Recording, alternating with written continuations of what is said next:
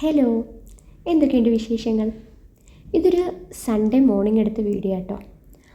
സത്യത്തിൽ Saturday evening തന്നെ ഞാൻ സൺഡേ ഒരു ഫുൾ ഡേ എങ്ങനെയാണ് എന്നുള്ളൊരു വീഡിയോ ഒക്കെ പോസ്റ്റ് ചെയ്യണമെന്നുള്ള വലിയ ആഗ്രഹത്തോടെ തുടങ്ങുന്നതാണ് കേട്ടോ.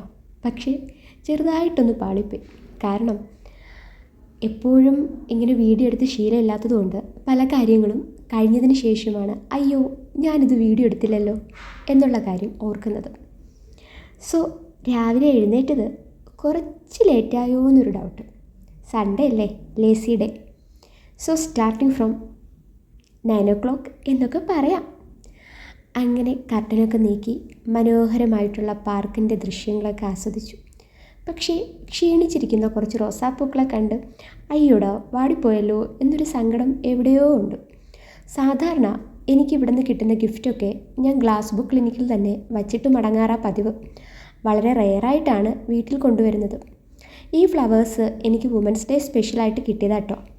സോ സെപ്പറേറ്റഡ് ആയതുകൊണ്ട് കൊണ്ടുവരാൻ എളുപ്പമായതുകൊണ്ടും ഞാനത് വീട്ടിൽ കൊണ്ടുവന്നു ജസ്റ്റ് ഇങ്ങനെ വച്ചിരുന്നു. ബട്ട് ഇപ്പോൾ അത് കളയാനുള്ള ടൈമായിരിക്കുന്നു. ചിലപ്പോഴെങ്കിലും നമ്മുടെ ജീവിതങ്ങൾ ഇങ്ങനെ തന്നെ ആവാറില്ലേ?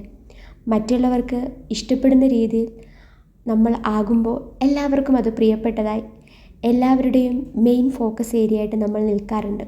പക്ഷേ നമ്മളൊന്ന് വാടിപ്പോയാൽ, നമ്മുടെ കയ്യിലൊന്നുമില്ല എന്നറിഞ്ഞാൽ, അവർക്ക് കിട്ടിക്കൊണ്ടിരുന്ന സ്രോതസ്സ് നഷ്ടമാവുകയാണെന്നറിഞ്ഞാൽ അപ്പോൾ നമ്മളെ എടുത്ത് കളയാറില്ലേ? അതുപോലെ തന്നെയാണ് പൂക്കളുടെ അവസ്ഥയും. എന്തുമാത്രം കണക്റ്റഡാണല്ലേ ഓരോ കാര്യങ്ങളും. നമ്മൾ കണ്ട് കാണാതെ പോകുന്ന പല കാര്യങ്ങളും നമ്മുടെ ജീവിത സാഹചര്യങ്ങളുമായിട്ട് ഒരുപാട് കണക്റ്റഡാണ്. ഞാനിവിടെ നിന്ന് ഇങ്ങനെ വായി നോക്കുമ്പോൾ പല ആൾക്കാരെയും കാണാറുണ്ട് കേട്ടോ. ആ ഗ്രൗണ്ടിൽ ഒരുപാട് ഹാപ്പിയായി റൊമാൻറ്റിക്കായിട്ടിരിക്കുന്ന കുറച്ച് യുവജനങ്ങൾ, യൂത്ത്സ്. പിന്നെ ക്ഷീണാവസ്ഥയിലും ഏജ്ഡായിട്ടും പരസ്പരം കൈകോർത്ത് നടക്കുന്ന വയസ്സായ അപ്പച്ചനും അമ്മാമ്മമാരും, പിന്നെ ഒറ്റയ്ക്ക് നടക്കുന്ന ചില ആൾക്കാർ, മക്കൾക്ക് വേണ്ടി മാത്രം പാർക്കിൽ വന്ന് മക്കളെ കളിപ്പിക്കുന്ന അച്ഛനമ്മമാർ, അങ്ങനെ ഡിഫറെൻ്റ് ആയിട്ടുള്ള കുറേ ആൾക്കാർ. നമ്മൾ ഏതൊക്കെ അവസ്ഥകളിലൂടെയാണ്, ഏതൊക്കെ സിറ്റുവേഷനിലൂടെയാണ് കടന്നു പോകുന്നതെന്ന് വളരെ ദീർഘമായിട്ട് ചിന്തിക്കാൻ പറ്റുന്ന വളരെ നല്ലൊരു ദൃശ്യമാണ് എനിക്ക് ഈ പാർക്കിലൂടെ കിട്ടുന്നത്. മിക്കപ്പോഴും സാറ്റർഡേയും സൺഡേയും എനിക്ക് എൻ്റെ മനസ്സിനെ സന്തോഷിപ്പിക്കുന്ന, ഒപ്പം ഒത്തിരി ചിന്തിപ്പിക്കുന്ന ഒരുപാട് കാര്യങ്ങൾ ഞാൻ ഈ പാർക്കിൽ കാണാറുണ്ട്. മേ ബി ഇവിടെ വന്നതുകൊണ്ട് എന്നെ ഏറ്റവും അധികം ഇഷ്ടപ്പെടുത്തുന്ന ഒരു കാര്യം ഈ പാർക്ക് തന്നെയാണ് കേട്ടോ. കാരണം ഇത്രയധികം ചിന്തിപ്പിക്കുന്ന വേറൊന്നും അങ്ങനെ എനിക്കിവിടെ കണ്ടെത്താൻ കഴിഞ്ഞിട്ടില്ല. സോ ഞാൻ ഇവിടെ നിന്നിങ്ങനെ കുറച്ച് നേരം വായി നോക്കി. അവിടെ ഓടിക്കളിക്കുന്ന കുഞ്ഞുമക്കളെയും പിന്നെ എല്ലാവരെയും ജസ്റ്റ് ഒന്ന് വായി നോക്കിയതിന് ശേഷം പിന്നെ എൻ്റെ ഉച്ചയൂണ് റെഡിയാക്കാൻ പോയി. ചെറുതായിട്ടൊരു സ്പെഷ്യൽ ഫുഡ് ഉണ്ടാക്കി. ഒരു ബിരിയാണി, പിന്നെ കുറച്ച് ചിക്കൻ ഉണ്ടായിരുന്നു, അതൊന്ന് ഫ്രൈ ചെയ്തെടുത്തു. പിന്നെ ഈ മുട്ട കണ്ടിട്ട് ആരും ഇതെന്തേ ആയുർവേദ ഡോക്ടർ വിരുദ്ധാഹാരം കഴിക്കുന്നത് എന്ന് ചോദിക്കരുത്. കാരണം ഇതെൻ്റെ ഫേവറേറ്റ് ആണ്. ഒരു ഹാഫ് കുക്ക്ഡ് മുട്ടയാണ് മറ്റ് പൊരിച്ച മുട്ടയേക്കാളും അല്ലെങ്കിൽ തോരൻ വെച്ച മുട്ടയേക്കാളും ഒക്കെ എനിക്കിഷ്ടം.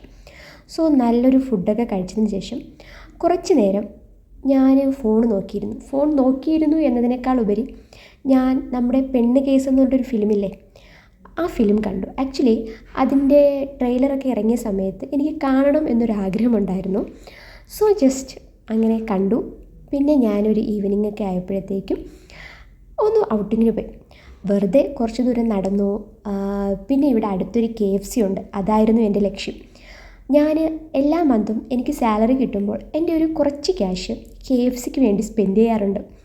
കാരണം ഇവിടെ വന്നതിന് ശേഷം എനിക്ക് അത്രയും ഇഷ്ടത്തോടെ കഴിക്കാൻ പറ്റുന്നൊരു ഫുഡ് KFC ആണ്. ഈസിലി അവൈലബിളുമാണ്. സോ ഞാൻ ചിന്തിക്കുന്നു, വേറൊന്നിനു വേണ്ടിയിട്ടും ഞാൻ അധികം അങ്ങനെ ക്യാഷ് കളയാറില്ല.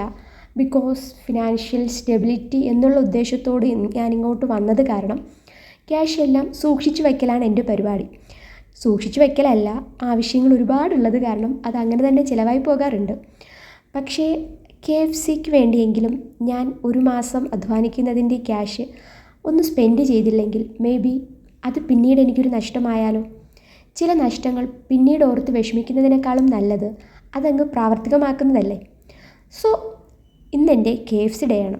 സോ ഞാൻ കുറച്ച് നേരം KFCയിലൊക്കെ പോയിരുന്നു. അവിടുന്ന് ഞാൻ വീഡിയോ എടുത്തില്ലായിരുന്നു കേട്ടോ. കാരണം എൻ്റെ കൂടെ കുറച്ച് ഫ്രണ്ട്സും കൂടെ ഉണ്ടായിരുന്നു. സോ ഞങ്ങൾ കുറച്ചൊന്ന് ചില്ലായി. അത്രയേ ഉള്ളൂ.